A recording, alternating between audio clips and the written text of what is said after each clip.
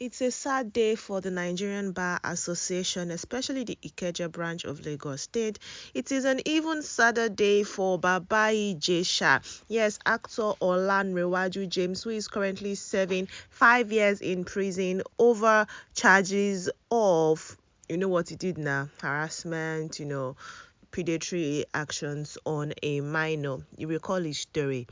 Well, his lawyer has passed on, and his lawyer was at some point the chairman of the Nigerian Bar Association Ikeja branch, Barrister Ademola Ogunlano. This man was an activist when he was here, and he was popularly referred to as Sherubawon by some of his colleagues. This man lived a very fulfilled life, and he was also a member of the radical movement, and that was one of the reasons that brought him into the case of Baba Jesha, according to him. Right, he said that he was in fancy. He was one of the persons that saw to it that Baba Jesha made bail the first time. If you recall, when Baba Jesha's case with Princess Comedian came out, and actress Iyabo Ojo, became very much invested in it, before Yomi Fabiyi came and started doing, counter, what was it called now? He started making whatever them Iyabo Ojo does. He started making something contrary, sort of. That was what he just did, yes, before that happened. And it was detained in Fanti for the longest time before we heard that he made bail. He came out, and then finally back in 2022, Justice Ojo, sentenced him and found him guilty and sentenced him to jail. Even the appeal court upheld the sentencing of Justice Folashade Ojo. Right, so it was Barrister Ogunlano who came to his help then and helped him secure bail. And according to an expose that this man made while he was alive, this man was born on the 27th of July some 60 years ago. He celebrated his 60th birthday on the 27th of July 2024, and he passed on the 6th of August 2024. Even Governor Sanwo-Olu sent condolence messages. Omoyele Sowore also sent condolence messages. Some other persons, are really shaken by his death. Someone even said they saw him last Thursday at the Ganifa Wayimi Freedom Park. I mean, he celebrated his birthday 27th of July, so it's not like he was not living a very active life, and he was just 60 years old when he passed. Anyways, let's talk about how this man got to be involved in Olanrewaju James, Baba Jesha's case, and the things he had to say, even though you can say that he sort of lost the case.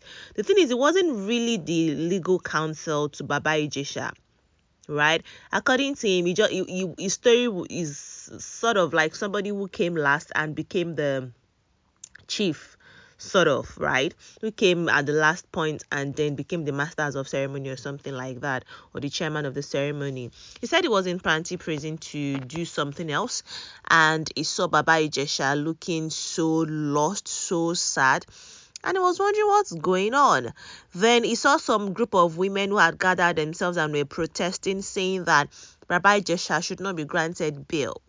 And the police were adhering to them. And it was like, bail is something that every Nigerian has a right to. How can a group of women just come and say, oh, this man should not be granted bail? And the Nigerian police would listen. So he was interested and was wondering what's going on, right? And remember that I was there for a different thing. And that was also when Yomi Fabiyi decided to also counter protest, right? And say you should grant this man bail. However, I remember I said that it was the former chairman for the Nigerian Bar Association Ikeja branch. Apparently, the association also has a sort of like a movement, the radical movement, that they are also in the NBA. Yes, and theirs is just radicalism. They are going to take things. They are not there to try and help you reason. Yes, so he said that the radical movements were like, this man should be granted bail. So they spoke with Yomi Fabiyi, realized what was happening, and said, guy, you're not a lawyer. Do you want us lawyers to actually help you negotiate this situation and get this man, out on bail? Getting him out on bail does not mean that he has been exonerated. And keeping him there without, properly trying his case does not make him guilty. So Yomi Fabi them said, yes, we agree, would work with you to secure his bill. And he said that they did that on the 6th, in fact, in less than 6 days, they ensured that Baba Jesha got out on bail, because he was already looking very tired, very tattered. One of his legs were paining him because he was not used to the living condition, in prison. He was used to sleeping in his own bed, in his own house, on his own bed, in his own house, So he returned, and then the trial continued and all that. So that was basically like its involvement in the whole thing. They just wanted justice to be served, fairly, not because some persons have used their powers or their influence and whatnot in order to what's the word now, how do you put this now, to twist the law or something, but that your fundamental human rights are there. There are things that should not be violated, even if the person is a prisoner, even if the person is the worst criminal. There are some of their fundamental human rights that you guys, we don't dare touch, but that they were already, touching that. They were making sure that he would not be able to get out, even though he's not been guilty or anything. So they had to, find a way and push this case to court, and then the judge found him guilty and sentenced him. His lawyer, however, refused all of this statement and said no, that did not happen. And then much later they tried to appeal the situation, but like I mentioned, it was upheld. We don't know the actual cause of death of Barrister Ogunlano, but we do know that he has passed on. Yes.